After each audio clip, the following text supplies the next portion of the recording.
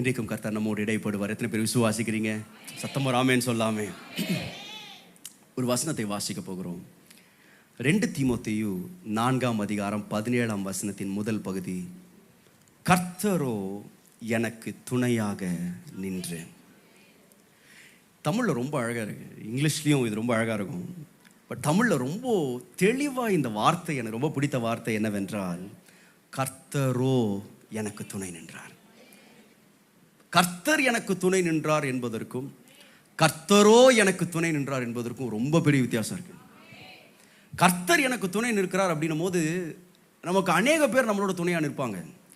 கர்த்தர் துணையாக நிற்கிறார், எங்கள் வீட்டில் துணையாக நிற்கிறாங்க, இவங்கெல்லாம் எங்களுக்கு துணையாக நிற்கிறாங்க, இப்படி நிறைய காரியங்கள் நிறைய பேர் நம்ம சொல்ல இவங்களாம் துணையாக நிற்கிறாங்க. ஆனால் ஒரு மனுஷன் என்றைக்கு கர்த்தரோ எனக்கு துணை நிற்கிறார் அப்படின்னு சொல்றாருன்னா அது என்ன அர்த்தம்னா, எனக்கு யாருமே துணையா இல்லை, கர்த்தர் மாத்திரம் எனக்கு துணையா இருக்கிறார். பவுல் இந்த பாதையில் அவர் கடந்து போகிறார். அதனால தான் அவர் எழுதுறார், நான் முதல் விசை உத்தரவு சொல்ல நிற்கையில் ஒருவனும் என்னோடு கூட நிற்கவில்லை, எல்லாரும் என்னை விட்டு போனார். நான் யோசிச்சு பார்த்தேன், இது 2 தீமோத்தேயு எழுதுகிற நேரம் அவருடைய ஊழியத்தின் அல்லது அவருடைய வாழ்க்கையின் முடிவில் எழுதுகிற ஒரு புஸ்தகம். இது towards end of his life. ஊழியத்தின் ஆரம்பத்தில் இது எழுதியிருந்தா கூட ஏற்றுக்கலாம். ஓகே, ஊழியத்தின் ஆரம்பத்தில் இவருக்கு யாருமே கூட நிற்கலப்பா, யாரையுமே இவருக்கு தெரில அப்படின்னு எழுதுறது வேற. ஆனால் இந்த மனுஷன் எழுதுகிறார் பாருங்க, கர்த்தரோ எனக்கு துணையாக நின்றார் அப்படின்றத ஊழியத்தினுடைய முடிவில் அவர் எழுதுறாரு. இத்தனை சபைகளை ஸ்தாபித்த பிறகு, இத்தனை ஜனங்களை கர்த்தரிடத்தில் கொண்டு வந்த பிறகு, இத்தனை நிருபங்களை எழுதிய பிறகு அந்த மனுஷன் சொல்றாரு, எனக்கு கூட கர்த்தர் மாத்திரம் தாங்க இருக்கிறாரு, கர்த்தரோ எனக்கு துணை நின்றார். எனக்கு இந்த கர்த்தரோ அப்படின்ற இந்த வார்த்தை எனக்கு ரொம்ப பிடிச்சிருந்துச்சு. நீங்கள் யோசேப்புடைய வாழ்க்கையில் நீங்கள் அதை பார்க்கலாம். ஆதியாகமம் 39 கர்த்தர் யோசேப்போடே இருந்தார் அப்படின்னு இருக்கு. அவன் காரிய சித்தி உள்ளவனானான், அவன் எகிப்தியனாகிய தன் எஜமானுடைய வீட்டில் இருந்தான். இந்த அனுபவம் ரொம்ப வேற. இப்போ யார் வீட்டில் இருக்கிறார்னா, போத்திபாருடைய வீட்டில் இருக்கிறார். அங்கே சொல்றாரு கர்த்தர் யோசேப்போட இருந்தார் அப்படின்னு எழுதப்பட்டு. அப்போனா என்ன அர்த்தம்னா, கர்த்தர் யோசேப்போட இருந்தார் உண்மைதான். அதே நேரத்தில் இந்த போத்திபாரும் பயங்கரமாக இவர் கூட நின்றுகிறார். ஐயோ, எவ்வளோ தூரத்துக்குன்னா அந்த வீட்டில் எல்லாமே யோசேப்போட கண்ட்ரோல் தான். அவங்க ஒரு அடிமை மாதிரியே இல்லை அந்த வீட்டில். அவன் சொல்கிறான், அவங்க மனைவிட்ட சொல்கிறார், போத்திபாரோட மனைவிட்ட சொல்கிறார், உன்னை தவிர மற்ற எல்லாத்தையுமே அதிகாரம் என்கிட்ட கொடுத்துருக்கிறார். அவ்வளவு அதிகாரம் அவன்கிட்ட இருக்குது, அவ்வளவு செல்ல பிள்ளை போல அவர் தான் மேனேஜர். அப்போ சொல்கிறார் கர்த்தர் யோசேப்போட இருந்தார். ஆனால் அந்த போத்திபார் என்ன பண்ணார்னா, இந்த யோசேப்பை தூக்கி சிறைச்சாலையில் போடுறாரு. இந்த சிறைச்சாலையில் இருக்கும் பொழுது நீங்கள் 39:21 நீங்கள் வாசிச்சிங்கன்னா அங்கே வேதம் சொல்லுகிறது, கர்த்தரோ யோசேப்போட இருந்தார். இப்போ கர்த்தர் யோசேப்போட இருந்தார் இல்லை, கர்த்தரோ. இந்த வார்த்தையை நான் பேசும்பொழுது இன்றைக்கு சில பேர் நீங்கள் சொல்லலாம், பாஸ்டர் நான் பேசுவதற்கு, எனக்கு ஆறுதல் சொல்லுவதற்கு, எனக்கு உதவி செய்வதற்கு யாருமே இல்லை பாஸ்டர், there is nobody, யாருமே இல்லை. நீங்கள் இன்றைக்கு தைரியமாக யோசேப்போட சொல்லலாம், கர்த்தரோ என்னோடு கூட இருந்தார், கர்த்தரோ என்னோடு கூட இருந்தார். இன்றைக்கு இந்த சம்பவத்தை, இந்த யோசேப்பினுடைய சம்பவத்திலிருந்து ஒரே ஒரு கருத்தை நான் உங்களோடு இன்றைக்கு பேச விரும்புகிறேன். கர்த்தரோ யோசேப்போட இருந்து, ஆதியாகமம் 39:21 வாசித்தீங்கன்னா, அவன் மேல் கிருபை வைத்து சிறைச்சாலை தலைவனுடைய தயவு அவனுக்கு கிடைக்கும்படி செய்தார். சிறைச்சாலை தலைவன் சிறைச்சாலையில் வைக்கப்பட்ட யாவரையும் யோசேப்பின் கையில் ஒப்புவித்தான். அங்கே அவர்கள் செய்வது எல்லாவற்றையும் யோசேப்பு செய்வித்தான். கர்த்தர் அவனோட இருந்தபடினாலும், அவன் எதை செய்தானோ அதை கர்த்தர் வாய்க்க பண்ணினபடினாலும், அவன் வசமாயிருந்த யாதொன்றை குறித்தும் சிறைச்சாலை தலைவன் விசாரிக்கவில்லை. நீங்க இந்த சூழ்நிலை நீங்க யோசிச்சு பாருங்க. வேதம் சொல்லுது கர்த்தரோ யோசேப்போட இருந்தார். எங்க இருந்தார்னா, சிறைச்சாலையில் இருக்கிறாரு. ஆனா அதுல எனக்கு ரொம்ப பிடிச்சது என்னன்னா, சிறைச்சாலையில் இருக்கிற அவன் எதை செய்தானோ அதை கர்த்தர் வாய்க்க பண்ணினார். யோசிச்சு பார்த்தேன், ஏங்க ஒருத்தர் வெளியில பிசினஸ் பண்ணாரு, நல்ல கர்த்தர் வாய்க்க பண்ணினார்னா ஏத்துக்கலாம். ஒருத்தர் நல்ல நிலத்துல விதை விதைத்தார், அதை 1000 மடங்கு கர்த்தர் வாய்க்க பண்ணினார், விளைய செய்தார் அப்படின்னா ஏத்துக்கலாம். இந்த மனுஷன் ஆண்டவர் எங்க வாய்க்க பண்ணினார்னா, ஒருத்தர் சிறைச்சாலையில் இருக்கிறாங்க, அவனுக்கு அடைக்கப்பட்ட நிலைமையில் இருக்கிறான். வேதம் சொல்லுகிறது கர்த்தர் அவனை அங்கே வாய்க்க பண்ணினார். அப்ப நீங்க ஒன்றை விளங்கிக் கொள்ளலாம், கர்த்தர் நம்மை பயன்படுத்துவதற்கு எந்த ஒரு சூழ்நிலையும் தடையே அல்ல, எந்த ஒரு இடமும் ஒரு தடையே அல்ல, எந்த ஒரு ஸ்தலமும் தடையே அல்ல, எந்த ஒரு ஸ்தானமும் தடையே அல்ல. கர்த்தர் எப்பேற்பட்ட நிலைமையில் கர்த்தர் நம்மை வாய்க்க பண்ணுவார். நீங்க போகிற பாதை எதுவா இருக்கலாம், ஆனா அந்த சூழ்நிலையிலேயும் கர்த்தர் நம்மை வாய்க்க பண்ணுகிற தேவன். இந்த யோசேப்புடைய வாழ்க்கை நீங்கள் பார்த்தீங்கன்னா, இவன் வாய்ப்பதை தடுப்பதற்கு எத்தனையோ ஆயுதங்கள் அவனுக்கு எதிராக உருவாக்கப்பட்டது. இன்றைக்கு நான் இதை குறித்து தான் நான் பேச போகிறேன். நம்முடைய வளர்ச்சியும் நம்முடைய செழிப்பையும் தடை செய்வதற்கு எழும்புகிற ஆயுதங்கள் எதுவாக இருந்தாலும் அதை மீறி கர்த்தர் நம்மை வாய்க்க பண்ண உண்மை உள்ளவராக இருக்கு. வேதம் சொல்லுகிறது, உனக்கு எதிராக உருவாக்கப்படும் எந்த ஆயுதமும் வாய்க்காது. அப்பனா என்ன அர்த்தம் தெரியுமா? நல்லா விளங்கிக் கொள்ளுங்க. அப்பனா ஆயுதம் உருவாக்கப்படும். நம்ம நிறைய பேர், ஆண்டவர் ஆயுதமே வேணாம் ஆண்டவரே அப்படிலாம் ஆண்டு சொல்லலை. உங்களுக்கு விரோதமாய் உருவாக்கப்படும், ஆனால் அது வாய்க்காது. அவங்க உருவாக்கிட்டே தான் இருப்பாங்க. சத்துருக்கள் நமக்கு எதிராக ஆயுதங்களை உருவாக்கி கொண்டே இருப்பார்கள். ஆனால் தேவன் ஒரு நாளும் அதை வாய்க்க விட மாட்டார். தேவன் நம்மை செழிக்க வைப்பார். இன்றைக்கு நான் 3 குறிப்புகளை சுருக்கமாய் உங்கள் மத்தியிலே நான் பேச விரும்புகிறேன்.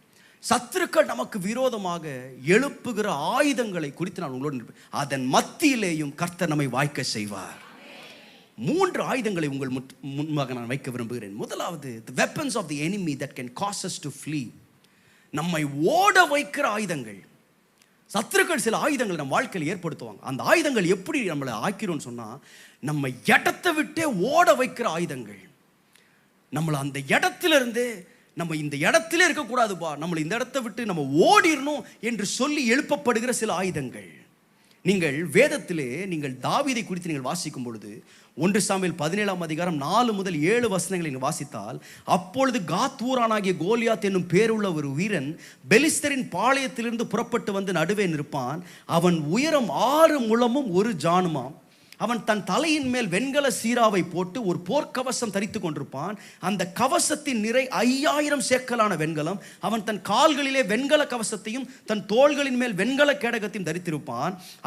அவனுடைய ஈட்டி தாங்கு நெசவுக்காரரின் படைமரத்தின் கனதியும் அவன் ஈட்டியின் அழகு 600 சேக்கல் இரும்புமாயிருக்கும். பரிசை பிடிக்கிறவன் அவனுக்கு முன்பாக நடப்பான். இதை படிக்கும் பொழுதே லைட்டாக கொஞ்சம் ஆட்டம் வந்துடும். இந்த கோலியாத் வேதம் சொல்லுகிறது, அவன் எப்படிப்பட்ட உயரமாக இருந்தான்னா, நம்ம ஊர் கணக்குப்படி அவன் உயரம் எவ்வளோனா 9 அடி 9 அங்குலம். நீங்கள் கொஞ்சம் யோசிச்சு பாருங்கள். நான் 5 அடி 11 அங்குலம். என்னையே சொல்லுவாங்க, நீங்கள் நல்லா ஹைட்டாக இருக்கிறீங்க. 9 அடி. நான் யோசிச்சு பார்த்தீங்கன்னா பால்கனியில் இடிக்கும் போல தலை அவனுங்க, அந்த அளவு ஹைட்டு. அது மாத்திரம் இல்லாமல் அவனை நீங்கள் பாருங்கள், வேதம் சொல்லுகிறது அவன் எதை அணிந்திருந்தான் என்றால், அவன் தன் தலையின் மேல் வெண்கல சீராவை போட்டிருந்தான். ஹெல்மெட் எதுலனா வெண்கலத்திலே போட்டிருந்தான். நம்ம பிளாஸ்டிக் ஹெல்மெட் போட்டாலே நிறைய இப்போ பாலி பர்சனுக்கு முடியல, மூச்சு அடிக்குது பாஸ்டர், பயங்கர இரிட்டேட்டிங்காக இருக்குது. அவன் எதில் போட்டிருந்தான் தெரியுமா? பிளாஸ்டிக்லாம் இல்லை, வெண்கலத்திலே போட்டிருந்தானா. அது மாத்திரம் இல்லை, அவன் ஒரு போர் கவசம் தரித்து கொண்டிருப்பான். ஒரு கவசத்தை போட்டிருந்தான். அந்த கவசத்தின் நிறை 5000 சேக்கல். அப்படின்னா என்ன வெயிட் தெரியுமா? அவனுடைய போட்டிருந்த அந்த கவசம் எவ்வளவுனா 56 கிலோ. நீ கொஞ்சம் யோசிச்சு பாருங்களேன், 56, அது 2 அரிசி மூட்டை தூக்குற மாதிரி வெறும் கவசம் மாத்திரம் போட்டிருந்தான். அவனுடைய ஈட்டி எவ்வளவு அப்படின்னு பார்த்தீங்கன்னா கிட்டத்தட்ட 25 கிலோ. நீ கொஞ்சம், இப்படிப்பட்ட ஒரு ராட்சதன் முன்னாடி வராங்க. வேதம் சொல்லுகிறது 1 சாமுவேல் 17:24, இஸ்ரவேல் எல்லாரும் அந்த மனுஷனை காணும் பொழுது மிகவும் பயப்பட்டு அவன் முகத்துக்கு விலகி ஓடி போவார்கள். இவன் சண்டையை பார்த்து இல்லை, இவன் கையில் வச்சிருந்த ஆயுதங்களை பார்த்து என்ன பண்ணாங்க தெரியுமா? பயந்து விலகி ஓடி போயிட்டாங்க.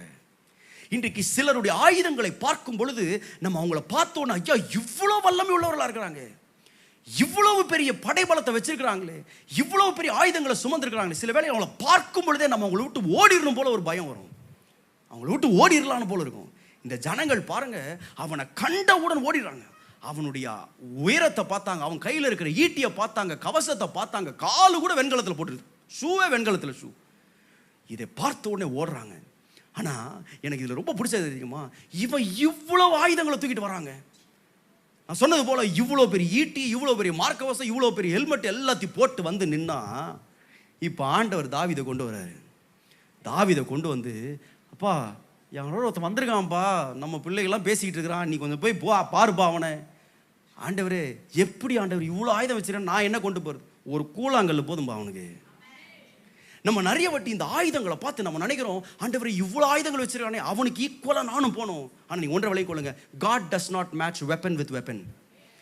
உலகத்தின் யுத்தத்தில் தான் நீங்கள் பார்த்தீங்கன்னா, அவன்கிட்ட இத்தனை கப்பல், போர் கப்பல் இருக்கா, நம்மள்கிட்ட எத்தனை இருக்குது, அவன்கிட்ட இத்தனை டேங்க் இருக்கா, நம்மகிட்ட எத்தனை, இதெல்லாம் கணக்கு பார்ப்பாங்க. ஆனால் ஆண்டவருடைய கணக்கே வேறங்க. அவன் இவ்வளோ பெரிய இதை தூக்கிட்டு வந்தா, ஆண்டவர் ஒரு கூழாங்கல் போதும்பா அவனுக்கு, நான் சொல்கிறேன், இன்றைக்கு ஒருவேளை நீங்கள் சில சூழ்நிலைகளை பார்த்து நீங்கள் பயந்து ஓடிக்கிட்டு இருக்கலாம். ஆண்டவரே, அவங்க ஆயுதங்களுக்கு முன்பதாக நான்லாம் ஒன்றுமே இல்லை ஆண்டவரே, அவங்க கையில் இருக்கிற அந்த இன்ஃப்ளூயன்ஸுக்கு பக்கத்திலே நான் போக முடியாதாண்டு, இவ்வளோ காரியங்கள் அவங்க வச்சிருக்கிறாங்க, நான் எப்படி இந்த போரை சந்திக்க போன ஆண்டு சொல்கிறாருப்பா, என்னை நம்பி போப்பா, அவனுக்கு ஒரு கூழாங்கல் போதும்பா. உங்கள் கையில் இருக்கிற ஒரு சிறு கூழாங்கல்லை கூட தேவன் ஒரு ராட்சதனை வீழ்த்துவதற்கு பயன்படுத்துவதற்கு. நீங்கள் பயப்படாதீங்க. அதனால தான் வேதம் சொல்லுது, நீங்கள் சத்துருவுக்கு எதிர்த்து நில்லுங்கள், அப்பொழுது அவன் உங்களை விட்டு ஓடி போவான். இன்றைக்கி நம்ம கொடுத்துருக்க ஒரு பெரிய பலன் என்ன தெரியுமா? சத்துருவுக்கு எதிர்த்து நிற்கிற பலன். இன்றைக்கான வேதனை என்னன்னா, நம்ம ஓடிக்கிட்டு இருக்கோம், சத்துரு நம்மளை துரத்திக்கிட்டு இருக்கிறான். ஆனால் ஆண்டு நம்மளுக்கு சொன்னது, நீங்கள் எதிர்த்து நில்லுங்கள், அவன் உங்களை விட்டு ஓடி போவான். அவன் எவ்வளவு பெரிய ஆயுதங்களை வைத்திருந்தாலும் அதை பற்றி நீங்கள் ஒரு கவலைப்பட வேண்டியதில்லை. நீங்கள் ஓடுவதற்காக அழைக்கப்பட்டவர்கள் அல்ல, நாம் எதிர்த்து நிற்க அழைக்கப்பட்டவர்கள். அதுதான் தாவீது செஞ்சான். இவங்க எல்லாம் ஓடிக்கிட்டு இருக்காங்க, 40 நாளாக ஓடுறாங்க. காலைல ஒரு வாட்டி, சாயங்காலம் ஒரு வாட்டி. இந்த தாவீது இந்த கோலியாத்துடைய முகத்தை பார்த்த உடனே இந்த இஸ்ரேல் ஜனங்கள் எல்லாம் ஓடினாங்க. இது எத்தனை நாள்? 40 நாள் நடந்துச்சு. ஆனால் 1 சாமுவேல் 17:48 தாவீது வந்து அந்த பெலிஸ்தனுக்கு எதிராக ஓடினான். எனக்கு தான் பிடிச்சி. இவ்வளோ நாளும் இவங்க ஓடினாங்க, எந்த பக்கம் ஓடினாங்கன்னா அவனை விட்டு ஓடினாங்க. ஆனால் தாவீது அவனுக்கு விரோதமாக அல்லது அவனுக்கு எதிராக ஓடினான். பாருங்களேன், இந்த கோலியாத் என்ன நடக்குதுன்னு நினைக்கிறதுக்குள்ள அடிச்சு முடிச்சாச்சு கதையை. நான் சொல்றேன், இந்த உலகத்தில் இருப்பவனை காட்டிலும் உங்களுக்குள் இருப்பவர் பெரியவர். இந்த உலகத்தின் ஆயுதங்களை காட்டிலும் தேவன் நமக்கு கொடுத்திருக்கிற போர் ஆயுதங்கள் பயங்கர வல்லமை உள்ளது. அது பார்க்கறதுக்கு சின்னதாக இருக்கலாம், ஆனால் தேவன் அதை கொண்டு மேன்மையானவைகளை செய்கிறார். அதனால வேதம் சொல்லுகிறது, பலவான்களை வெட்கப்படுத்துவதற்கு தேவன் பலவீனமானவைகளை தேர்ந்தெடுக்கிறார். ஞானிகளை வெட்கப்படுத்துறது தேவன் பைத்தியங்களை தேர்ந்தெடுக்கிறாருங்க. உங்களை இன்டர்வியூவில் உங்களை சேர்க்காம இருக்கலாம், உங்களுக்கு நீங்கள் தகுதி இல்லைன்னு சொல்லலாம். ஆனால் ஆண்டவர் எப்படி பயன்படுத்துறாரு? ஒரு பலவானை வெட்கப்படுத்துறதுக்கு பலவீனமானவனை, ஒரு ஞானியை வெட்கப்படுத்துற ஒரு உலகத்திற்கும் ஆண்டவருக்கும் வித்தியாசமான கணக்குங்க. அவர் கணக்கே வேற கணக்கு. நான் சொல்றேன், உங்களுடைய கரங்கள் இருக்கிற கொஞ்சத்தை கொண்டு தேவன் பெரிய காரியங்களை செய்ய உள்ளவர். முதலாவது, the weapons of the enemy that can cause us to flee. என்னை ஓட வைக்கிற ஆயுதங்களாக இருக்கலாம், ஆனால் அதன் மத்தியிலேயும் தேவன் என்னை செழிக்க வைக்கிற தேவனாக இருக்கிறார். It's not the size of the weapon that matters, it's the size of your faith that matters. எதிரியின் கரங்களில் இருக்கிற ஆயுதங்களுடைய அளவு முக்கியம் இல்லை, எனக்குள் இருக்கிற விசுவாசத்தின் அளவு தான் முக்கியம். அதை தேவன் நமக்கு கொடுத்திருக்கிறார். விசுவாசின் சத்தமோ ராமேன்னு சொல்லுங்க பார்ப்போம். When the weapons of the enemy causes me to flee, என்னை ஓட வைக்கிற ஆயுதங்கள். இரண்டாவது, when the weapons of the enemy causes me to fear, என்னை பயப்பட வைக்கிற ஆயுதங்கள். பயப்பட வைக்கிற ஆயுதங்கள். நீங்கள் எஸ்தர் 4:3 நீங்கள் ஆமானை குறித்து நீங்கள் வாசிக்கலாம். ராஜாவின் உத்தரவும் அவனுடைய கட்டளையும் போய் சேர்ந்த ஒவ்வொரு நாட்டிலும் ஸ்தலத்திலும் உள்ள யூதர்களுக்குள்ளே மகா துக்கமும் உபவாசமும் அழுகையும் புலம்பலும் உண்டாகி அநேகர் ரட்டுடுத்தி சாம்பலிலே கிடந்தார்கள். இன்னொரு வசனத்தில் பார்ப்போம், சூசான் நகரம் கலங்கிற்று. ஒரு நகரமே கலங்குதுங்க. ஒரு பெரிய சேனை, அதாவது ஒரு பெரிய ஒரு இனம், யூத இனத்தையே அழிப்பதற்கு 127 தேசங்கள் அரசாளுகிற ஒரு ராஜா. அந்த ராஜாட்டை இவன் பர்மிஷன் வாங்கியிருக்கான். எதற்கு பர்மிஷன் வாங்கியிருக்கான்னா, 127 தேசங்களில் எங்கெங்கெல்லாம் யூதர்கள் இருக்கிறார்களோ அவர்கள் எல்லாரையும் அழிப்பதற்கான ஒரு உத்தரவை இவன் பெற்றிருக்கிறான். இப்போ ஜனங்கள் எல்லாம் கலங்கி போயிருக்கிறாங்க, பயந்து போயிருக்கிறாங்க. ஏன்னா இந்த ஆமான் கையில் இருந்த ஆயுதங்கள் அவ்வளவு பயங்கரமான ஆயுதங்கள். இவனுடைய ஆயுதங்கள் வந்து பட்டயம் கிடையாது, இவன் கையில் இருந்த ஆயுதங்கள் ஏதோ துப்பாக்கி கிடையாது, ஏதோ ஒரு ஈட்டி கிடையாது. ஆனால் இவன் வித்தியாசமான ஆயுதங்கள் வச்சிருந்தான். யார் தெரியுமா? இந்த ஆமான் பயங்கரமான ஆயுதங்கள். அதை கண்டு இவர்கள் எல்லாம் பயந்து போயிருக்கிறார்கள். இவன் எப்படிப்பட்ட ஆயுதங்கள் வச்சிருந்தான் தெரியுமா? நீங்கள் அவனை பற்றி நீங்கள் வாசித்தால், 127 தேசங்களை அரசாளுகிற ஒரு ராஜா கிட்ட போய் இவன் சொல்றான், ஒரு இனத்தையே அழிக்கணும்னு சொன்னா அந்த ராஜா ஒரு கேள்வி கூட கேட்கலங்க. நீங்க கொஞ்சம் யோசிச்சு பாருங்களேன், எந்த கேள்வியுமே கேட்கல. எப்பா அது சாத்தியமாப்பா அப்படின்னு கேட்கல, இப்போ அது கரெக்டாப்பான்னு கேட்கல. நம்ம கமிட்டியாக உட்காந்து பேசுவோம்ப்பா, நீ சொல்கிற விஷயம் பெரிய விஷயமா சொல்லிக்கிட்டு இருக்கிற. நம்ம ஃபஸ்ட்டு விசாரித்து நம்ம ஹோம் மினிஸ்டர் கூப்பிடுவோம், ஃபினான்ஸ் மினிஸ்டர் கூப்பிடுவோம், டிஃபென்ஸ் மினிஸ்டர், இவங்கெல்லாம் கேட்டுட்டு அப்புறமா தீர்மானிப்போம்ப்பா அப்படிலாம் சொல்ல. இவன் எவ்வளவு பெரிய இன்ஃப்ளூயன்ஷியல் பர்சனாக இருந்தால், ஒரு ராஜாவுக்கு எவ்வளோ பெரிய தாக்கத்தை ஏற்படுத்தக்கூடிய ஒரு நிலைமையில் இருந்தான்னு சொன்னால், இந்த ராஜா இதை கேட்ட உடனே ஒரு விசாரணை இல்லாமல் உடனே மோதிரத்தை கழட்டி கொடுத்துட்டான். அப்போனா இவன் எவ்வளோ பெரிய ஆளாக இருப்பான், எவ்வளோ இன்ஃப்ளூயன்ஷியல் ஆளாக இருந்திருப்பான் பாருங்க. அது மாத்திரம் இல்லை, எனக்கு ரொம்ப ஆச்சரியமாக இருந்துச்சு. எஸ்தர் 3:9 இவன் சொல்கிறான், அவர்களை அழிக்க வேண்டும் என்று எழுதி அனுப்பணும். அப்புறம் சொல்றான், அப்பொழுது நான் ராஜாவின் கஜானாவில் கொண்டு வந்து செலுத்த 10,000 தாலந்து வெள்ளியை எண்ணி காரியக்காரர் கையில் கொடுப்பேன். 10,000 தாலந்து வெள்ளினா என்ன தெரியுமா? நம்ம ஊர் கணக்கில் 3,40,000 கிலோ. இவன் எவ்வளோ பெரிய ஆளாக இருந்திருப்பான் பாருங்களேன். எங்க 127 தேசத்தை அரசாளுகிற ராஜாவுக்கே லஞ்சம் கொடுக்குறாங்க. இவன் சொல்கிறான், ராஜா இந்த கையெழுத்தை மட்டும் நீங்கள் ஓகே பண்ணீங்கன்னா நான் எவ்வளோ கொடுப்பேன்னா 3,40,000 கிலோ வெள்ளியை கொடுப்பேன்றாங்க. ஒரு கையெழுத்துக்குங்க, ஒரு கையெழுத்துக்கு. நம்ம ஊர்லலாம் சொல்கிறாங்க லஞ்சம் கொடுக்கணும், லஞ்சம் கொடு. இவன் கொடுத்தான் பாருங்க லஞ்சம் ஒன்று. ஒரு கையெழுத்துக்கு 3. நீங்கள் அது கொஞ்சம் நம்ம கணக்கு நீங்கள் போட்டிங்கன்னா எத்தனை கோடி போகும் தெரில.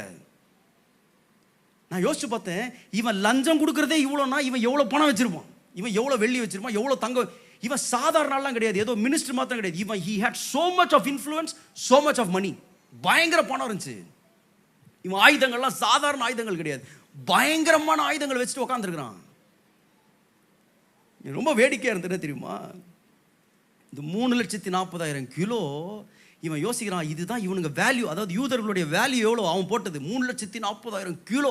நிறைய வாட்டி நான் யோசிப்பேன், நம்மளுக்கு தான் நம்ம வேல்யூ தெரிலங்க. அவன் தெரிஞ்சு வச்சிருக்கான் இவனுங்க வேல்யூ, இவ்வளோ வேல்யூங்க. பக்கத்தில் பார்த்து சொல்லுங்க, நம்மளாம் கெத்தியா சொல்லுங்க, நம்மளாம் கெத்துங்க. நம்மளுக்கு தான் புரிய மாட்டேங்குது. இவன் புரிஞ்சு வச்சு சத்துருக்கு தெரியுது நம்ம வேல்யூ. ஆனால் இதில் வேடிக்கை என்ன தெரியுமா? இவன் 3,40,000 கிலோ வெள்ளியை வச்சுட்டு ஆயுதத்தை வச்சுட்டு உக்காந்துருக்கிறான். இப்போ ஆண்டவர் இவன் கதையை முடிச்சிட்டாருங்க. இப்போ ஆண்டவர்கிட்ட போய் கேளுங்களேன், ஆண்டவரே இவன் 3,40,000 கிலோ எடுத்துகிட்டு வந்தானே, நீங்கள் எவ்வளோ ஆண்டவரே செலவு பண்ணிங்கன்னா? ₹1 கூட செலவில்லைப்பா அவனுக்கு. நம்ம சில வாட்டி இதை பார்த்துட்டு ஐயோ இவ்வளோ காசு வச்சிருக்கிறாங்களே, இவ்வளோ பெரிய. ஆண்டு சொல்கிறப்பா அவனுக்கு 1 பைசா கூட செலவில்லைப்பா. எப்படி ஆண்டவரே? அவனை தூக்கு மரமே அவன் செஞ்சது தான்ப்பா, அதுக்கு கூட நான் செலவு பண்ண. நம்ம நிறைய வாட்டி ஆண்டவர் இவ்வளோ கொண்டு வரானே, எனக்கு அதில் பாதியாவது. நம்ம ப்ரேயரே அப்படி ஆயிடுச்சு. ஆண்டவரே அவன் இவ்வளோ வச்சிருக்கான், எனக்கு அதில் பாதியாவது கொடுங்க, எனக்கு செலவுக்கு இவ்வளோவாது கொடுங்க. ஆண்டு சொல்கிறப்பா அவன் என்னன்னா கொண்டு வரட்டும்ப்பா, உன் கையில் ஒன்றுமே இல்லைன்னா கூட பரவாயில்லப்பா, உங்களுக்காக யுத்தம் பண்ணுகிற தேவன் நான் இருக்கிறேன்ப்பா. ஆண்டு சொல்கிறப்பா ₹1 செலவெல்லாம் முடிச்சிட்டோம்ப்பா அவன் கதையை. எனக்கு உண்மையாக அவனை நினைக்கும் போது பாவமாக இருக்குங்க. அவன் நினச்சிருப்பான் இவங்கள்ட்டெல்லாம் எவ்வளோ இருக்கும், நம்மள்ட்ட இவ்வளோ இருக்கு. கடைசியில் செலவே இல்லாமல் முடிச்சு. எனக்கு இது மாத்திரம் இல்லை, நீங்கள் வேதத்தில் நீங்கள் தயவுசெய்து நான் சொல்கிறேன், இந்த யோசுவா நியாயாதிபதிகள் புஸ்தகம் தயவுசெய்து வாசிங்க. ரொம்ப இன்ட்ரெஸ்டிங்கான புஸ்தகம். ஆண்டவருடைய கிரியைகளை நம்ம அப்படியே மெய் மறந்து படிக்கலாம். இந்த நியாயாதிபதிகளில் ஒரு நல்ல ஒரு சம்பவம் இருக்குது. ஒருத்தன் இருக்கிறான், அவன் பேர் யாருன்னா சிசேரா. பக்கத்தில் பார்த்து சொல்லுங்கள், சிசேரா. ஓகே, சிசேரா தயவுசெய்து படிங்க. நியாயாதிபதி 4ஆம் அதிகாரம். ரொம்ப இன்ட்ரெஸ்டிங்கான ஒரு ஸ்டோரி. யாபீன் அப்படின்னு சொல்லிட்டு ஒரு ராஜா இருக்கிறார். இந்த ராஜா கீழே ஒரு சேனாதிபதி, அதாவது அவர் தான் ஆர்மி கமாண்டர் ஒருத்தர், அவர் பேர் தான் சிசரா. 4:2 அவனுடைய சேனாதிபதிக்கு சிசரா என்று பேர். அவன் புறஜாதிகளுடைய பட்டணமாகிய ஆரோசேத்திலே கூடியிருந்தான். அவனுக்கு 900 இருப்பு ரதங்கள் இருந்தது. அதாவது 900 இருப்பு ரதங்கள். அந்த காலத்தில் ஒரு இரும்பு ரதம் செய்யறதுக்கே பயங்கர கஷ்டம். இப்போ மாதிரி ஸ்டீல் ஃபேக்ட்ரி, இரும்பு ஃபேக்ட்ரிலாம் கிடையாது. அப்போ ஒரு இரும்பு அவங்க எடுத்து அவங்க அதை உலோகமாக்கி அதை செய்யறதுன்றது சாதாரண விஷயம். இவனுக்கிட்ட எவ்வளோ இருந்துச்சுன்னா 900 இருந்துச்சாங்க. நான் கொஞ்சம் யோசிச்சு பார்த்தேன், நம்ம ஊர்லேயும் இந்த அரசியல்வாதிகள்லாம் போகிறாங்க பார்த்தீங்களா, ஃப்ரண்ட்டில் ஒரு 4 கார், பின்னாடி ஒரு 4 கார் போனாலே நம்மளும் அப்பா பெரிய ஆள் போல இருக்குன்னு. இந்த சிசேரா போனால் 900 ரதம் போகுது ஃப்ரண்ட்டில். இப்போ எவ்வளோ யோசிச்சு பாருங்களேன். வேதம் சொல்லுகிறது, அவன் இஸ்ரவேல் புத்திரரை 20 வருஷம் ஒடுக்குனான். எதை வச்சு தெரியுமா? 900 ரதங்களை வச்சு. இஸ்ரவேல் சேனலால் ஈடு கொடுக்க முடியல. அவன் பார்க்குறான், என்னடா இவன் 900, நம்மகிட்ட ஒன்று கூட இல்லையே, 900 ரதத்தை வச்சுட்டு ஓடிக்கிட்டு இருக்காங்க. இவன் கதையை ஆண்டு முடிச்சார். எப்படி தெரியுமா? ஒரே ஒரு ஆணி வச்சு முடிச்சிருக்காரு. இவன் மனசு நினச்சி நம்மகிட்ட 900 ரதம் இருக்கு. கடைசியில் பார்த்தா அந்த ஆணி யாரு? ஒரு சிஸ்டர் கையில் கொடுத்து, அந்த சிஸ்டர் ஒரே அடி தூங்கும் போது நெத்தியில் போட்டு ஒரே அடி அடித்து ஆணி வச்சு முடிச்சிட்டான். நான் தான் யோசிச்சு பார்த்தேன், இந்த 900 ரதங்களில் உள்ள ஒரு ரதத்தில் உள்ள 4 சக்கரத்தில் உள்ள ஒரு சக்கரத்தில் உள்ள 4 ஆணியில் ஒரு ஆணி போதும் ஆண்டுருக்கு. இவன் நினச்சிக்கிட்டு இருக்கான் 900 ரதம் வச்சு ஓடிக்கிட்டு இருக்கேன். ஆண்டவர் பார்த்தாரு, ஏன்பா 900 ரதமாக வச்சிருக்கிற, அதுக்கு ஈக்குவலாக 500 600லாம் ஆண்டுக்கு தேவை கிடையாது, உனக்கு ஒரு ஆணி போதும்பா. அதான் யோசிச்சு பார்த்தீங்க, சர்ச்சில் நாடகம்லாம் போடுவானுங்க, அதில் ஒரே பஞ்ச் டைலாக்லாம் பேசுவானுங்க. நான் ஒரு பஞ்ச் டைலாக் எழுதினேன், தி கிரேட் சிசேரா கில்டு பை ஒன் சிஸ்டர்ரா. நான் கொஞ்சம் அவன் மனசில் என்னெல்லாம் யோசிச்சிருப்பான்ல. டேய் இவனுங்களுக்கெல்லாம் ஒன்றுமே இல்லை, இவனுங்களா நம்ம ஆட்டி படைச்சிடலாம்னு நினச்சா முடிச்சிட்டாருங்க. கிரேட் சிசேரா கில்டு பை ஒன் சிஸ்டர்ரா முடிச்சிட்டாரு ஆண்டு. நான் சொல்கிறேன், நீங்கள் அவனுங்கள்ட்ட இருக்கிறதெல்லாம் பார்க்காதீங்க. இன்றைக்கி பிரச்சனையே நம்மளுக்கு என்ன தெரியுமா? அவங்ககிட்ட ஆயுதங்களை பார்த்துட்ருக்குறோம். நம்ம ஆரம்பத்தில் சொன்னது போல், என்ன ஆயுதங்களை ஏற்படுத்தினால் அது எனக்கு விரோதமாய் வாய்க்கவே வாய்க்காது. வாய்க்கவே வாய்க்காது. எனக்குள் இருக்கிற தேவன் ரொம்ப ரொம்ப பெரியவர், ரொம்ப பெரியவர்.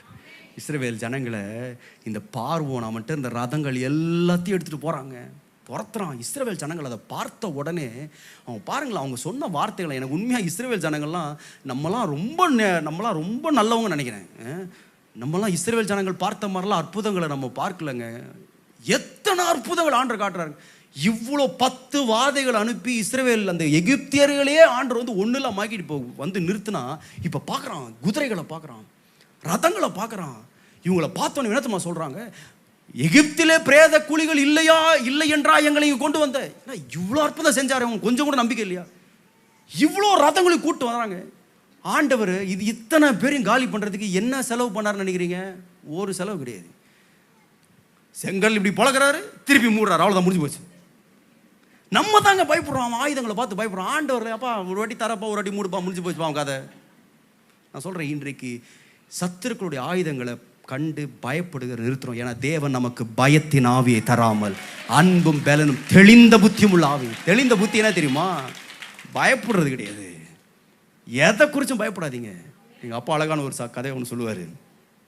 ஒரு ராஜா இருந்தான், இந்த கிருஷ்ணதேவராயர்னு ஒரு ராஜா. அந்த ராஜாவுக்கு வேட்டையாடுறது ரொம்ப இஷ்டமா. பெரிய ராஜா அவர், சவுத் இந்தியாவே ஆண்டிருக்கிறார், அவர் முழு தென்னிந்தியாவே ஆண்டிருக்கிறார். ஆனால் அவருக்கு இந்த வேட்டையாடுறது ரொம்ப, அவர் இந்த வேட்டைக்காக 4 நாய் வச்சுருந்தாராம். இந்த 4 நாயை இவர் என்ன பண்ணாராம், வேட்டை கூட்டு போனார். கூட்டு போய் ஒரு காட்டுக்குள்ளே போனால் ஒரு சின்ன முயலை பார்த்தேன். இந்த முயலை பார்த்த உடனே இந்த ராஜா இந்த 4 வேட்டை நாயை அவிழ்த்து விடுறார். இந்த 4 நாயும் இந்த முயலை துரத்திட்டு போது பாருங்களேன். இந்த கொஞ்ச நேரத்தில் இந்த முயலுக்கு தெரிஞ்சு போயிடுச்சு, அவ்வளோதான் முடிஞ்சது நம்ம கதை. இன்றைக்கி இந்த 4 நாயில் ஈடு கொடுக்க முடியல. இந்த ராஜா பின்னாடி குதிரை துரத்திட்டு போகிறான் அந்த வேட்டையை பார்க்குறது. இந்த நாய்கள் போய் அப்படியே சூழ ஆரம்பிக்குது. இந்த முயல் ஓடுது. கடைசியில் ஒன்று தீர்மானிச்சு, எப்படி சாகிறது சாவ போகிறோம், ஒன்று வித்தியாசமாக செஞ்சுட்டு சாவோயா அப்படின்னு சொல்லிட்டு என்ன பண்ணிச்சான் தெரியுமா? போகிற முயல் அப்படியே சட்டன் பிரேக் போட்ட மாதிரி நின்று டப்புன்னு இப்படி திரும்பிச்சு. அந்த 4 நாய் இப்படி ஓடி வருது பாருங்க. இந்த 4 நாயை பார்த்து ஒரு முறைச்சு 2 காது டக்குன்னு தூக்கிச்சான் பாருங்க, ஒரே ஓட்டம் 4 நாய். இந்த ராஜா பாருங்க, என்னடா இது, ஒரு முயல் நின்றுகிட்டு இருக்கு, 4 நாய் இப்படி தெரிச்சிட்டு ஓடுது, ராஜாவை தாண்டி ஓடுது. இந்த ராஜா என்ன பண்ணா தெரியுமா? இந்த முயல் நின்ற இடத்துல ஏதோ ஒரு தெய்வீக வல்லம் இருக்குன்னு நினச்சிட்டு காட்டி அழிச்சிட்டானா. காட்டி அழிச்சு வேற எங்கேயோ இருந்த தலைநகரத்தை அந்த காட்டு கொண்டு வந்துட்டான். அந்த முயல் நின்ற இடத்துல கரெக்டாக தன்னுடைய சிங்காசனம் அமைகிற மாதிரி அதை சுற்றி பெரிய அரண்மனை கட்டினான். நான் யோசித்தேன், ஒரு பாழா போன காடு ஏன் திரும்ப தலைநகரமாக மாறிச்சு? ஒரு முயல் யோசிச்சது, நான் பயப்படுறதை நிறுத்த போகிறேன், ஓடுறதை நிறுத்த போகிறேன்யா, என்ன தான் நடக்குது பார்ப்போம்யா. அவன் 900 ரதம் நான் கொண்டு வரட்டும், அவன் எத்தனை 1000 இரும்பு ரதங்கள்லாம் கொண்டு வரட்டும், எனக்கு இருக்கிற கொஞ்சத்தை வைத்து தேவன் பெரிய காரியங்களை செய்வான். என் தேவனுக்கு ஒரு ஆணி போதுங்க, ஒரு கூழாங்கல் போதும், செலவே எல்லாம் முடிச்சிருவாருங்க. பயப்படாதீங்க. முதலாவது என்னை ஓட வைக்கிற ஆயுதங்கள், 2வது என்னை பயமுறுத்துகிற ஆயுதங்கள். The weapons that cause me to flee, the weapon that causes me to fear. கடைசியாக the weapon of the enemy that causes famine. என் வாழ்க்கையில் பஞ்சத்தை ஏற்படுத்துகிற ஆயுதங்கள். எனக்கு இது ரொம்ப என்னை அதிகமாய் தொட்டது இந்த பகுதி. நம்முடைய வாழ்க்கையில் சில ஆயுதங்கள் வரும். என்ன ஆயுதங்கள் தெரியுமா? நம்ம வாழ்க்கையில் அவங்க ஒரு பஞ்சத்தை ஏற்படுத்திடுவாங்க. நம்முடைய வாழ்க்கையில் சந்தோஷமாக இருந்த வாழ்க்கையை அப்படியே நாசமாக்கிடுவாங்க. அப்படியே, அதாவது நம்மளுக்கு இருந்த அந்த ரட்சிப்பின் சந்தோஷம் எல்லாத்தையும் எடுத்துகிட்டு போயிடுவாங்க. The weapons will be so powerful. அப்படியே என்னுடைய வாழ்க்கையில் அவங்க பெருசாக செஞ்ச மாதிரி எதுவுமே இருக்காது. ஆனால் the way the weapons work, அந்த ஆயுதங்கள் எப்படி வேலை செய்யணும், என்னுடைய வாழ்க்கையிலேயே ஒரு பஞ்சத்தை ஏற்படுத்தினது போல் ஒரு ஃபீலிங் ஏற்படுத்தி. நீங்கள் வேதத்தில் இப்படி ஒரு ராஜா செஞ்சுருக்கிறான். நீங்கள் 2 ராஜாக்கள் 6ஆம் அதிகாரம் 24ஆம் வசனம் 25ஆம் வசனத்தை வாசித்தால், இதற்கு பின்பு சீரியாவின் ராஜாவாகிய பெனாதாத் தன் இராணுவத்தை எல்லாம் கூட்டிக் கொண்டு வந்து சமாரியாவை முற்றுகை போட்டான். அதனால் சமாரியாவிலே கொடிய பஞ்சம் உண்டாயிற்று. ஒரு கழுதையினுடைய தலை 80 வெள்ளிக்காசுக்கும் புறாக்களுக்கு போடுகிற கார்படி பயிறு 5 வெள்ளிக்காசுக்கும் விற்கப்படும் மட்டும் அதை முற்றுகை போட்டான். நீங்க கொஞ்சம் யோசிச்சு பாருங்க. இவன் பெரிய கன்னுலாம், அதாவது எடுத்துட்டு வந்து செவுரை இடிக்கிறது எதுவுமே பண்ணல. அவன் என்ன தெரியுமா பண்ணான்? அவன் ஆர்மியை கூட்டு வந்து, அவன் சேனையை கூட்டிட்டு வந்து என்ன பண்ணானா, அப்படியே முற்றுகை போட்டான். அவ்வளோ சுத்தி வளைச்சிட்டான். இந்த சுத்தி வளைச்சது என்ன பண்ணிருச்சுன்னா, அந்த தேசத்துக்கு, அந்த பட்டணத்திற்கு ஒரு பெரிய பஞ்சத்தை ஏற்படுது. வேற எதுவுமே பண்ணல. அந்த ஆயுதங்கள் என்ன பண்ணுதுன்னா பஞ்சத்தை ஏற்படுத்துது. நீங்க எவ்வளவு தூரத்துக்கு பஞ்சம்னா, இது நீங்க வீட்டில் போய் அந்த பகுதி நீங்க வாசிச்சு பார்த்தீங்கன்னா, எவ்வளவு தூரத்துக்கு பஞ்சம்னா, இது கேட்கறதுக்கே கொஞ்சம் ஒரு மாதிரி கஷ்டமா இருக்கும். 2 தாய்மார்கள் பேசிக்கிறாங்க. ராஜா கிட்ட வந்து சண்டை போடுறாங்க, எங்களுக்கு நியாயம் வேண்டும் கேட்குறாங்க. இந்த ராஜா கேட்குறாங்க, என்னம்மா நியாயம் வேண்டும், பஞ்சத்தில் இருக்கிறோம், உனக்கு என்ன நியாயம், இந்த நேரத்தில் என்ன நியாயம் வேணும்? அந்த அம்மா சொல்கிறாங்க, ஐயா நானும் இந்த அம்மாவும் ஒரு டீல் போட்டோம் ஐயா. என்ன டீல்னா, எனக்கு ஒரு பையன் இருக்கிறான், இந்த அம்மாவுக்கு ஒரு பையன் இருக்கிறான். நாங்கள் 2 பேரும் என்ன பேசிக்கிட்டோம்னா, பசி இன்றைக்கு என் பிள்ளைய கொண்டு சாப்பிடுவோம், நாளைக்கு உன் பிள்ளைய கொண்டு சாப்பிடுவோம் அப்படின்னு நாங்கள் 2 பேரும் பேசிக்கிட்டோம் ஐயா. அதனால நான் நேற்று என்ன பண்ணிட்டேன்னா, என் பையனை கொண்டுட்டேன் ஐயா, கொன்று சாப்பிட்டாச்சு ஐயா. சொந்த தாய் சொல்கிறா, என் பிள்ளைய கொண்டு சாப்பிட்டோம், 2 பேரும் சாப்பிட்டாச்சு. இப்போ டீல் என்னன்னா, இன்னைக்கு அவ பிள்ளைய கொல்லணும், அவ பிள்ளைய கொன்னாதான் நான் 2 பேரும் சாப்பிட முடியும். ஆனால் அவ என்ன பண்ணிட்டானா, என் பிள்ளைய சாப்பிட்டுட்டு அவ பிள்ளைய ஒழிச்சு வச்சுட்டாயா. நீங்க இந்த நிலைமை, இந்த பஞ்சத்தினுடைய கொடூரத்தை கொஞ்சம் யோசிச்சு பாருங்களேன். இந்த ராஜா இதை கேட்ட உடனே அவன் வஸ்திரத்தெல்லாம் கிழிச்சிட்டு அழுகுறாங்க. இது ஏற்படுத்தினது என்ன தெரியுமா? ஒரு கூட்ட ஜனங்கள் ஆயுதங்களை கொண்டு வந்து அடிக்கல உதைக்கல என்ன பண்ணாங்கன்னா, முற்றுகை போட்டாங்க. அப்படியே சுற்றி வளைச்சு, எந்த பக்கம் உங்களுக்கு போறதுன்னே தெரியாம அப்படியே சுற்றி வளைச்சு என்ன பண்ணிட்டாங்கன்னா, ஒரு பஞ்சத்தை கொண்டு வந்துட்டாங்க. they brought famine. இப்போ ஆண்டவர் ஒரே நாளில் இந்த பஞ்சத்தை மாற்றினார். எப்படி தெரியுமா மாற்றினாரு? நீங்கள் இதை படித்து பார்த்தீங்கன்னா, நான்லாம் யோசிச்சு பார்த்தேன், இவன் இந்த சீரியாவின் ராஜா பெனாதாத் அப்படின்றது பெரிய ஆள், பல யுத்தங்களை ஜெயிச்சிறவர். இவ்வளோ கொண்டு வந்து இத்தனை மாசமாக போட்ட முற்றுகையை, இத்தனை மாதம் இருந்த பஞ்சத்தை ஒரே நாளில் ஒரே இரவில் ஆண்டவர் மாற்றினாருங்க. எப்படி தெரியுமா மாற்றினாரு? நீங்கள் இந்த வசனத்தை வாசிச்சு பாருங்களேன். 2 ராஜாக்கள் 7ஆம் அதிகாரம் 6ஆம் வசனத்தை வாசிச்சிங்கன்னா, ஆண்டவர் சீரியரின் இராணுவத்திற்கு ரதங்களின் இரைச்சலையும் குதிரைகளின் இரைச்சலையும் மகா இராணுவத்தின் இரைச்சலையும் கேட்க பண்ணினார். ஏங்க, ஒரு குதிரையும் வரல, ஒரு ரதம் வரல. ஆண்டவர் என்ன பண்ணார்? ஒரு சிடி பிளேயரில் ஒரு ட்ராக் ஒன்று போட்டு விட்டார். இவனுக்கு எல்லாம் உட்காந்துருக்கான குதிரையை வச்சு ரதம் வச்சு உட்காந்துதா, திடீர்னு ஒரு சவுண்டு கேட்குது, ஒரு பாட்டு கேட்குது. என்ன சவுண்டு கேட்குதுன்னா, நிறைய குதிரை ஓடுற மாதிரி சவுண்டு, நிறைய ரதம் ஓடுற மாதிரி சவுண்ட். எத்தனை ரதங்க வந்துச்சு? ஒரு ரதம் கிடையாதுங்க, சும்மா ஒரு ட்ராக் போட்டு விட்டாங்க. இதுக்கு சத்தத்தை கேட்டு அவ்வளோ சாப்பாடு விட்டு ஓடி போயிட்டான். நீங்க கொஞ்சம் ஆண்டவர் பண்ற, நம்ம நிறைய வாட்டி யோசிப்போம், ஆண்டவரே நீங்கள் நிறைய வச்சு செய்யணும், ஆண்டவரே நிறைய காரணம், நீங்களும் குதிரையை கொண்டு வாங்க, நீங்களும் ரதம். ஆண்டு சொல்ற, ஏன்பா அவனுக்கு ஒரு பாட்டு போட்டு விட்டா போதும்பா அவனுக்கு. இது எப்படி தெரியுமா? No video only audio. வீடியோவே கிடையாது, அவன் எதையும் பார்க்கவே இல்லை, சவுண்டு மட்டும் தான் நான் யோசிச்சு பார்த்தேன். சில சமயம் ஆண்டவர் வந்து மனுஷனுடைய நிலைமையை அவர் காமிச்சிடுவாருங்க. நீ இவ்வளோதான், நம்ம தான் மனுஷனை பெரிய லெவலில் வச்சுட்டு அப்போ இவங்க இவ்வளோ பெரிய ஆள். ஆண்டவர் வந்து அவன் லெவல் என்ன தெரியுமா? ஒரு பாட்டு போட்டுள்ள ஓடிடுவான் அவன். நீங்கள் பாருங்கள், ஒரே நாளில் அந்த முற்றுகையும் முடிஞ்சது, பஞ்சமும் முடிஞ்சிருச்சு. இது யார் தெரியுமா செய்ய முடியும்? ஆண்டவர் மாத்திரம்தான் செய்ய முடியும். உங்கள் கையில் ஒன்றுமே இல்லைங்க. நீங்கள் நிராயுத பணியாக உட்காந்துருக்கலாம். ஆண்டவரே பஞ்சத்தை கொண்டு வந்துட்டானுங்க எங்கள் வாழ்க்கையில், எங்கள் குடும்பத்தில் தேவையில்லாத செலவுகள், இவங்க செஞ்ச இந்த காரியத்தினால எங்கள் வாழ்க்கையில் சந்தோஷத்தை இழந்து, சமாதானத்தை இழந்து, நிம்மதி இழந்து உட்காந்துருக்குறோம். ஆண்டவர் சொல்கிறாருப்பா, இவங்களுக்கு ஒரு ட்ராக் ஒன்று போதும்பா, சவுண்டு மட்டும் போட்டு விட்டேன்ப்பா, அவ்வளோதான்ப்பா. இன்றைக்கு ஆண்டவர் உங்களுக்காக ஒரு சத்தத்தை எழுப்புகிறார், ஒரு இரைச்சலின் சத்தத்தை கேட்க பண்ணுகிறார். உங்கள் சத்துருக்கள் கேட்டு ஓட வைக்க தேவனுக்கு அது போதும். சில வேளைகள் ஆண்டவர் பயன்படுத்துகிற ஆயுதங்கள் இந்த கிதியோனுடைய வாழ்க்கையில் நீங்கள் பார்த்தீங்கன்னா எப்படி இருக்குன்னா, கடற்கரை மணலத்தனையாக மீதியானியர் வந்துட்டாங்க, சூழ்ந்தாச்சு.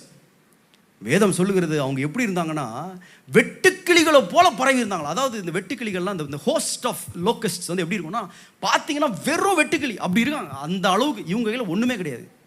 இப்போ ஆண்டவர் வந்து கிதியோன் எழுப்புகிறார். இவ்வளவு பெரிய சேனை 40 வருஷம் அடிமைப்படுத்தி வச்சிருக்கிறேங்க. இவங்க என்ன விளைச்சலை செஞ்சாலும் வந்து அறுத்துட்டு போயிடுவாங்க. பஞ்சம் தான் இவங்களுக்கு, வேலை செய்கிறதெல்லாம் இவங்க, ஆனால் அனுபவிக்கிறதெல்லாம் யாருன்னா மீதியானியர்கள். அவங்க வந்து எல்லா விளைச்சலும் கெடுத்துட்டு போயிடுவாங்க. இப்போ இந்த பஞ்சத்தில் உட்காந்துருக்கிறாங்க. இப்போ ஆண்டவர் சொல்கிறாரு, இவங்க கதையை நான் முடிக்க போகிறேன்ப்பா. இப்போ கிதியோன் என்ன பண்ணுறாரு? ட்ரம்பட்லாம் ஊதுறாரு, எல்லாம் ஊதி எல்லாரும் வாங்கப்பா அப்படின்னு. எத்தனை பேர் வந்தாங்க தெரியுமா? 28,000 பேர் வந்திருக்காங்க. இப்போ கிதியோன் யோசிச்சிருப்பான், இவங்க கடற்கரை மணலத்தான போல இருக்காங்க, இந்த 28,000 பேர் எந்த மூளைக்கு, இவனுக்கு பத்தமா, நம்மளுக்கு 28,000 பேர் போதுமா அப்படின்னு யோசிச்சா ஆண்டு சொல்கிறாரு, 28,000 பேர் வந்திருக்கானுல்லப்பா, ரொம்ப ஜாஸ்திப்பா. ஆண்டவர் இது என்ன, இது நான் கம்மி நினச்சிட்டு இருக்கேன், நீங்கள் ஜாஸ்தின்றீங்க. எல்லாம் அனுப்பிச்சி விடுப்பா. எவ்வளோ பேர்? 18,000 பேர் அனுப்பிச்சி விட்றாருங்க. எத்தனை பேர் தெரியும்? 10,000 பேர் இருக்கிறாங்க. கிதியோன், நான் மட்டும் கிதியோனா இருந்தா, ஆண்டவரே இந்த வேலையில் நம்மளுக்கு வேணாம், நீங்கள் ஒரு 50,000 கொடுத்துருந்தா நான் போயிருப்பேன். 50,000 பேர் அனுப்புங்க, போகிறேன். இவனுக்கு இவ்வளோ பேர் இருக்கானுங்க, நீங்கள் 28,000 பேர். நிறைய வாட்டி அந்த நேரத்தில் தான் நம்ம யோசிப்போம், ஒருவேளை சாத்தான் பேசுகிறானோ, ஆண்டு சொல்கிறாரு 10,000 பேர் 18,000 பேர் அனுப்பிச்சி விட்ருப்பா. இப்போ கிதியோன் உட்காந்து ஆண்டு 18,000 பேர் போதுமா? ஆண்டு சொல்கிறாரு 10,000 பேர் ரொம்ப ஜாஸ்தி, இன்னும் குறைச்சிரு. எவ்வளோ குறைக்கலாம்? 9,700. ஆண்டவரே 300 பேருக்கு மட்டும் குறைச்சி என்ன பண்ண போறீங்க? இல்லைப்பா, மொத்தமே 300 பேர் தான். நான் 300 பேரை குறைக்க சொல்லலை, மொத்தமே 300 பேர் தான். 300 பேரை கொண்டு வந்துட்டு ஆண்டு சொல்கிறேன், இவங்களை வச்சு நான் முடிச்சிடுவோம்ப்பா கதையை. நான் நினைக்கிறேன் உடனே கிதியோன் யோசிச்சிருப்பாரு, ஆண்டவரே 300 பேர் ஓகே, அப்போ நீங்கள் ஏதாவது வெப்பன்ஸ் ஆஃப் மாஸ் டிஸ்ட்ரக்ஷன் கொடுக்க போகிறீங்களா? இந்த அணுகுண்டுகள் மாதிரி ஏதாவது மிஷின் கன் மாதிரி ஏதாவது பெருசாக ஏதாவது ஆயுதங்கள் வச்சுருக்கீங்களாண்ணா? ஆமாப்பா, ஒரு 3 ஆயுதம் வச்சுருக்கிறேன். என்ன ஆயுதம்? ஒரு பானை எடுத்துகிட்டு வாங்க. பானையா? ஆமாம். ஒரு விளக்கு ஒன்று எடுத்துகிட்டு வாப்பா, ஒரு ட்ரம்பட் ஒன்று எடுத்துகிட்டு வா. நான் தான் யோசிச்சு பார்த்தேன், நான் மட்டும் கிதியோனா இருந்தால் ஆண்டவரே பானை வச்சுட்டு விளக்கு பிடிச்சிக்கிட்டு ட்ரம்பட் ஊதுனா எனக்கு கச்சேரியாக நடத்த போகிறேன். தவில் வாசிச்சுக்கிட்டு ட்ரம்பட் ஊதுறது. நான் யுத்தத்துக்கு போக போகிறேன் ஆண்டவரே. மீதியானியர்கள் வெட்டுக்கிளி போல நான் பானையை வச்சு என்ன பண்ணுறதுக்கு, விளக்கை வச்சு என்ன பண்ணுறது, ட்ரம்பட் ஆன்னு சொன்னேன். இதை எடுத்துகிட்டு போப்பா, ஒன்றும் இல்லை, அவங்க உட்காந்துருப்பானுங்க. நீ போயிட்டு இந்த 300 பேரும் பானையை உடச்சி விளக்கை காமிச்சு ட்ரம்பட் ஊதி எல்லாம் ஓடிடுவானா? அதே மாதிரி எல்லாம் ஓட்டானு. நீங்கள் யோசிச்சு பாருங்களேன். நம்ம தான் அவனுங்களை பார்த்தோம், ஐயோ ஆண்டவர் இவ்வளோ பரம்பி இருக்கானுங்களே, இவ்வளோ ஆன்னு சொல்கிறார். அப்பா அவனுக்கு ஒரு ட்ரம்பட் ஊதுனா போதும்பா, அவனுக்கு பானையை உடச்சா போதும்பா, பயந்து ஓடிடுவானுங்கப்பா. நான் சொல்கிறேன், இன்றைக்கு ஒரு நம்முடைய நம்பிக்கை, நம்முடைய விசுவாசத்தில் ஒரு பெரிய சேஞ்ச் வரணுங்க. பலத்தினால் அல்ல, பராக்கிரமத்தினால் அல்ல, தேவனுடைய ஆவியினால் ஆகும். உலகம் தான் சொல்லும், அந்த பலத்துக்கு ஈக்குவலாக நீங்கள் பலத்தை கொண்டு வாங்கன்னு சொல்லுவோம். அவன் அந்த அணுகுண்டு வச்சுருந்தா நீ இந்த அணுகுண்டு கொண்டு வா, அவன் கண்ணு வைத்தா நீயும் கண்ணு கொண்டு வா. நான் சொல்கிறேன், இந்த உலகத்திற்குரிய போராயுதங்கள் நமக்கு அல்ல, அவைகள் ஆவிக்குரியவைகள். தேவன் என்னை கொண்டு பெரிய காரியங்களை செய்வார். ஹல்லேலூயா. எத்தனை பேர் விசுவாசிக்கிறீங்க? ஆண்டவரே நீர் செய்ய நினைத்தது ஒரு நாளும் தடைபடாது. 3 காரியங்கள் உங்களோட பேசினேன். முதலாவது, என்னை ஓட வைக்கிற ஆயுதங்கள், weapons that cost me to flea. அது எப்பேற்பட்ட கோலியாத்தான் இருக்கலாங்க, ஆண்டுக்கு ஒரு கூழாங்கல் போதும். 2வது, the weapons that cause me to fear, என்னை பயப்பட வைக்கிற ஆயுதங்கள். இன்னைக்கு ஒரு சில காரியங்களை கண்டு பயந்து ஓடுறீங்களா? சிசராவினுடைய 900 இருப்பு ரதங்களை கண்டு பயந்து ஓடுறீங்களா? ஆமானுடைய இன்ஃப்ளூயன்ஸை பார்த்து பயந்து ஓடுறீங்களா? ஆண்டவரே அவன் இவ்வளோ கொண்டு வரானே. ஆண்டு சொல்ல செலவே இல்லாமல் அவனை முடிச்சிடுவோம்ப்பா, உன்னை ஆணி போதும்பா அவனுக்கு. நீங்கள் பயந்து போயிருக்கிற காரியங்கள், சில பேர் பயப்படுகிற ஆயுதங்களை கொண்டு வர்றாங்களா? கடைசியாக 3வது, the weapons that causes me famine, என் வாழ்க்கையில் பஞ்சத்தை ஏற்படுத்துகிற ஆயுதங்கள்.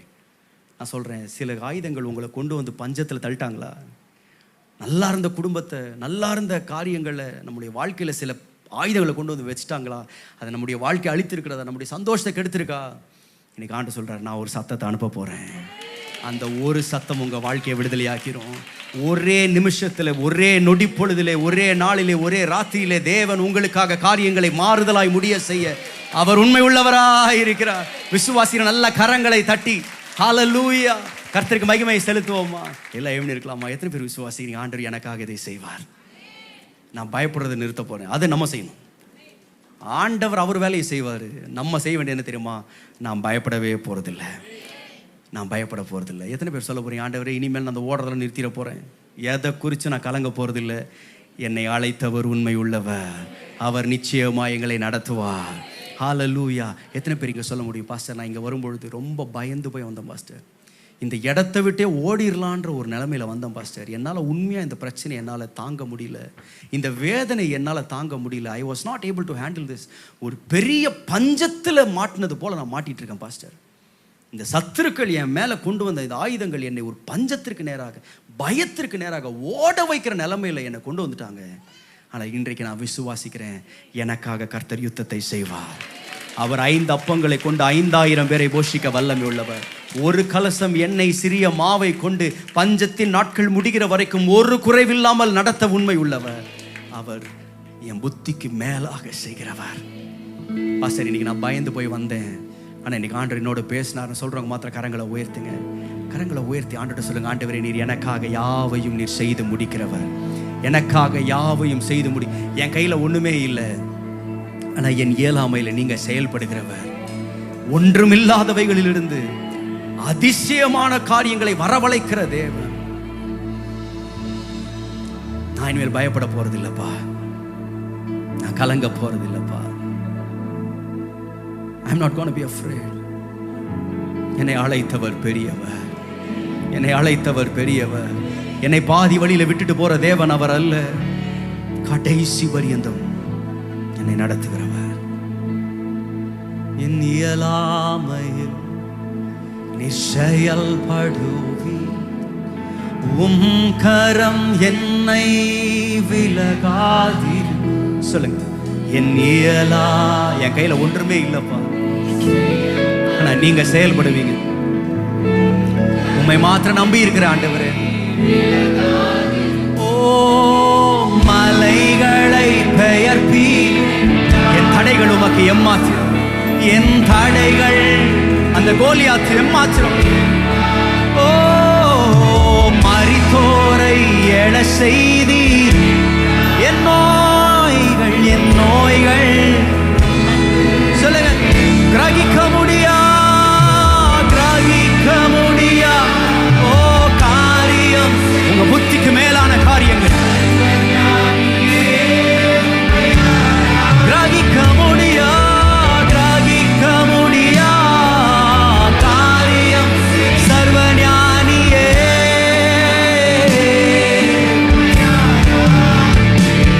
வெறும் கோலும் கையும் இரு பரிவாரம், உம்மாலன்றி உம்மாலன்றி இது யார்?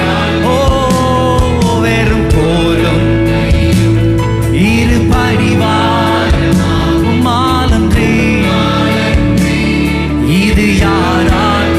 ஓ ஆகாயத்து பட்சிகளை என்னையும் போஷிப்பது உங்களை அழைத்தவர், உங்களுடைய தகப்பன் அவர்.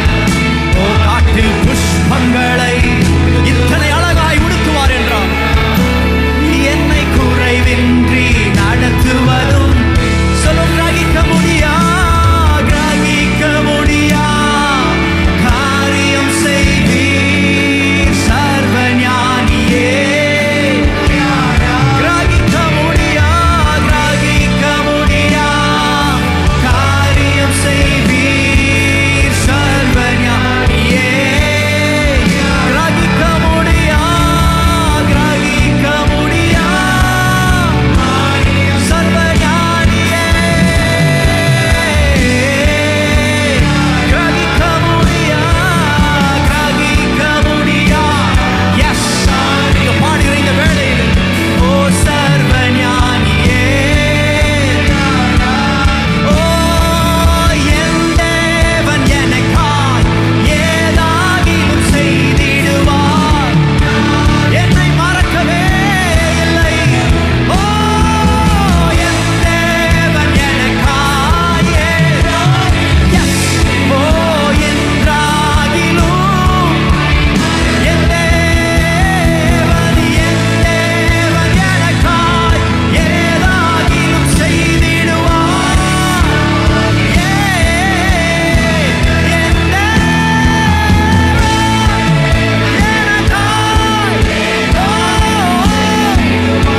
என்றாகிலும் என்னை மறந்தது உண்டா? கிரகிக்க முடியா சர்வஞானியே. கிரகிக்க முடியா ஓ காரியம் செய்வீர் சர்வஞானியே. ஓ கிரகிக்க முடியா காரியம் செய்வீர் சர்வஞானியே. ஓ கிரகிக்க முடியா காரியம் செய்வீர் சர்வஞானியே.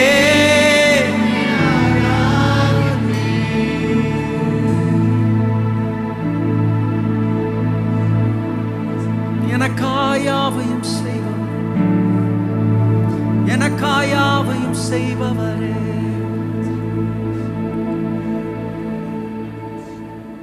Oh, we worship you, Jesus. எனக்காக யாவையும் செய்பவரே, செய்து முடிப்பவரே. சொல்லுங்க, எனக்காக யாவையும்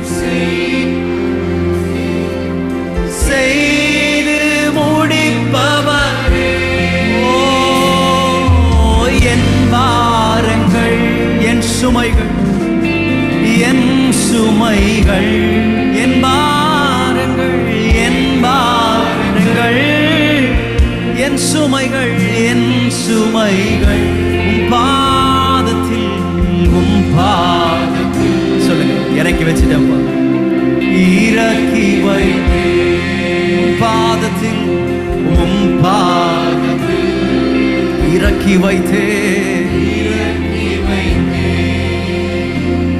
நல்ல கவனிங்க, எனக்காக யாவையும் செய்து முடிப்பவர். நல்ல கவனிங்க, சில வேளைகளில் ஆரம்பிக்கிறது சத்ரு ஆரம்பிப்பான், ஆனா முடிக்கிறது கர்த்தர் தான் முடிப்பார். The finish always belongs to God. ஏன்னா வேதம் சொல்லுகிறது யுத்தம் கர்த்தருடையது. நம்ம நிறைய வாட்டி நினைக்கிறோம் யுத்தத்தின் முடிவு கர்த்தருடையது. நோ, யுத்தத்தின் முடிவு கர்த்தருடையது அல்ல, யுத்தமே கர்த்தருடையது தான். யுத்தமே நம்ம நிறைய வாட்டி ஆண்டவரே யுத்தத்தை ஆரம்பிச்சுட்டா, ஆண்டவரே தயவுசெய்து முடிவில் எப்படியாச்சும் நான் வெற்றி பெறணும். ஆண்டு சொல்லுறப்பா, யுத்தத்தை ஆரம்பிச்சதே நான் தான்ப்பா, அவனை செங்கடலுக்குள்ள உள்ள கொண்டு வந்ததே நான் தான்ப்பா. நம்ம நினைக்கிறோம் ஐயோ அவன் வரான், ஆண்டு சொல்றாரு அந்த யுத்தத்தை ஆரம்பிச்சதே நான் தான்ப்பா. இன்று காண்கிற எகிப்தியனை நீ என்றுமே காண்பதில்லை அப்படின்ற வார்த்தையை நிறைவேற்றுனா அவனை நான் உள்ள கொண்டு வந்தா ஆகணும். இல்லாட்டி நீ செங்கல் தாண்டின பிறகு அந்த எகிப்தியன் நினைச்சு பயந்துகிட்டு இருப்ப. ஆண்டவரே 10 வாதைகளை கொண்டு வந்து அவங்க எல்லாம் காலி பண்ணீங்க, என்னைக்கு சண்டைக்கு வருவானோ, என்னைக்கு என்ன அழிப்பானோ, நீ பயந்துகிட்டே இருப்ப, நீ தூங்க மாட்ட. அதனால ஆண்டவர் சொல்றாரு, உன் கண்களுக்கு முன்பதாக இன்றைக்கு நீ காண்கிறவனை நீ இனிமேல் காண மாட்டாய். அதற்காக தான் நான் கொண்டு வந்தேன். நம்ம நினைக்கிறோம் அவன் வந்தான், எகிப்தியர்கள் துரத்திட்டு வராங்க. ஆண்டு சொன்னார், துரத்திட்டு வர வச்சதே நான் தான்ப்பா. ஏனென்றால் யுத்தத்தின் முடிவு அல்ல, யுத்தமே கர்த்தருடையதுதான். அவர் ஆரம்பித்தால் நிச்சயமாய் முடிப்பார்.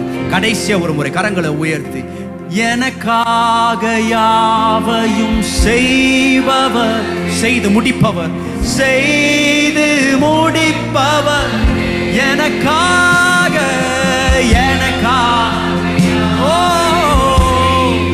செய்பவரே, செய்து முடிப்பவர். அவர் கரத்துல விட்டுருங்க. ஓ என் பாரங்கள், என் சுமைகள், என் சுமைகள், என் பாரங்கள், ஓ என் பாரங்கள், என் சுமைகள், என் சுமை உம் பாதத்தில், உம் பாதத்தில் இறக்கி வைத்தே, இறக்கி வைத்தே உம் பாதத்தில், உம் பாதத்தில் இறக்கி வைத்தே. சேர்ந்து சொல்லுவோம், ஏசையா, ஏசையா உம்மை தான் என் முன்னே. உங்களை மாத்திரம் தான் நான் பார்க்கிறேன். என் விசுவாசத்தை துவக்கிறவரும் முடிக்கிறவருமாகிய உம்மேல் என் கண்களை வைத்திருக்கிறேன். அவரை நோக்கி பார்த்த முகங்கள் பிரகாசம் அடைகின்றன. நீங்க அவரை நோக்கி பாருங்க.